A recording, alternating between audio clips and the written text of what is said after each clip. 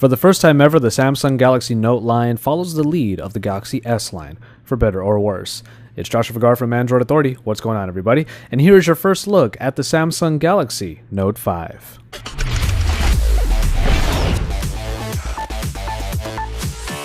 If you're already familiar with the Samsung Galaxy Note 4 and the S6 from earlier this year, then you pretty much know what to expect in the Note 5. The larger Note series with its S Pen now gets the design choices that the S6 started, and that also means the omission of expandable storage and removable batteries, which we'll get to in a little bit. As far as design goes, however, the Note 5 does take on everything that the S6 started, with a metal frame and dual glass design where the backing does taper down into the edges a little bit, so you get a nice little curve that does make the phone sit pretty well in the hand.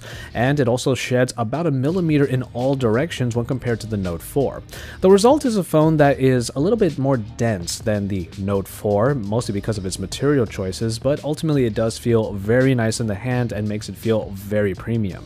Not much else changes in the design department, especially when you consider all of the button layouts, the fact that the heart rate monitor is on the back next to the camera, and really the only big change is in the S Pen itself. Now it not only feels a little bit lighter, and it also feels a little bit more nimbler. The top part of it does have a clicking mechanism on it, which is very interesting, and it's something that you might find yourself clicking from time to time, not only to pop it out of its little slot, but also to just click when you need something to do in between your thoughts, writing with the S Pen.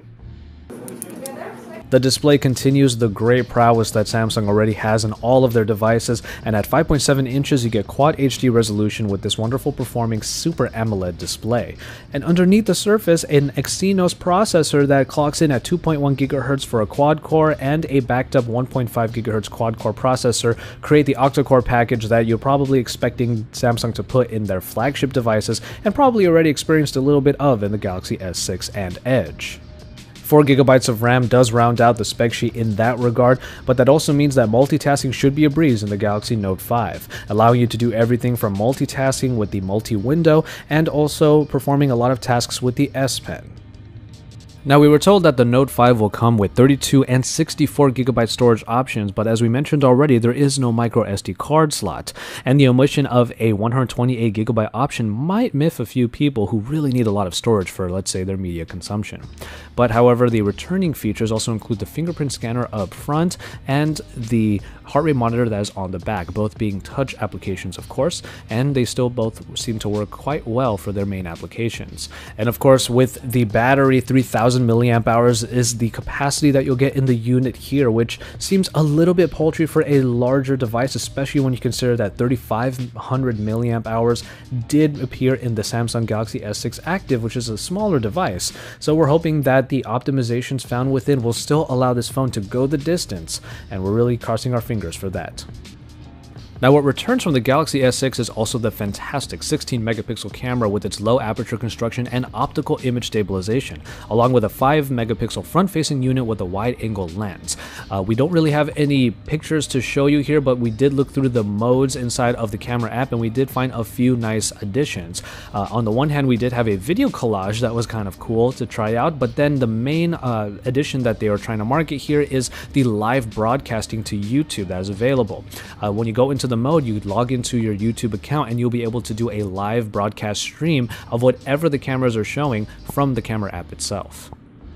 And finally, in software, we do find a very familiar version of Android Lollipop here, and the TouchWiz overlay on top is very reminiscent of the one that was already found in the Samsung Galaxy S6.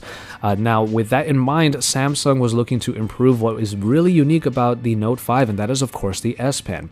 Aside from the actual construction of the S Pen being a little bit different, we also have a couple new features. Now, one of them is the ability to actually start an action memo from the turned off screen. You'll be able to just pop out the S Pen when the screen is off, and the entire screen just lights up a little bit and gives you a blank slate in order to quickly write down and jot down a note. This is called the screen off memo. Now, for those of you that actually use the S Pen for quick written notes, this might be a very easy and very quick way of doing that, and it does look quite nice, and it was pretty fun to use. Now, the other capturing ability is called the scroll capture.